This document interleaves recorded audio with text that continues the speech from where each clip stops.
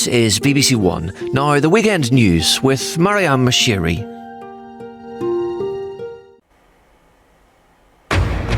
Vladimir Putin apologises to the Azerbaijan president over the plane crash which killed 38 people on Christmas Day. But the Russian president stopped short of taking responsibility for the incident. How to boost economic growth. The Prime Minister wants industry watchdogs to come up with ideas. More than 1,000 critically endangered snails are released into the wild as scientists try to boost their numbers.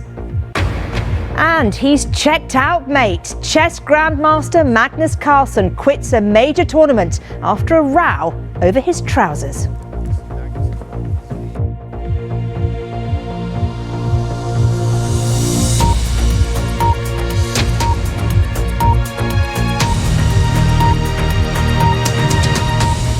Good evening. Russia's President Putin has apologised to the leader of Azerbaijan over what he called the tragic incident involving a passenger plane which crashed, killing 38 people on Wednesday. He acknowledged that Russia's air defences were active at the time, but did not say that Russia was responsible. With their speculation, the Azerbaijan Airlines plane came under fire from Russian air defence systems as it tried to land in Grozny before being diverted to Aktau Airport in Kazakhstan, where it crashed. Our Russia editor Steve Rosenberg reports from Moscow. Sir Keir Starmer has called on industry regulators to come up with proposals which could help boost the economy. Revised figures published this week showed growth flatlined in the first 3 months of the Labour government. Well, our chief political correspondent Henry Zeffman is here with me now. And Henry, what was in this letter? Well, these letters were sent on needs to find a way to get the economy going. Henry, thank you.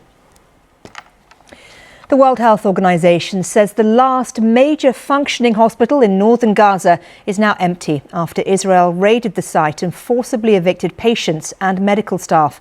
Some of those who are being treated at the Kamal Adwan hospital have said they were stripped and left in the cold when it was evacuated. Well, Israel says the area was a Hamas stronghold. Our correspondent Amir Nada is in Jerusalem now. And Amir, what's the latest? A Ukrainian official has told the BBC they hope a New Year prisoner exchange with Russia will happen any day, although arrangements could fall through at the last minute. There have been just 10 exchanges this year, the lowest number since the full-scale invasion in 2022. Well, Ukraine doesn't publish numbers of prisoners of war being held by Russia, but the total is thought to be over 8,000. From Lviv, here's Will Vernon. Now, more than 1,000 critically endangered snails, some of which were bred in captivity here in the UK, have been released onto a remote Portuguese island. The Desertus Island land snails were believed to be extinct until an expedition team discovered a tiny native population and set about growing their numbers. Our science correspondent Victoria Gill has more. The world chess number one, Magnus Carlsen, has quit an event in New York after wearing the wrong type of trousers. Carlsen was fined for wearing jeans, which are not allowed during games, and then refused to get changed immediately. Patrick Geary has the story. Well, that's all from me and the team, but there's plenty more on the BBC News website. Good night.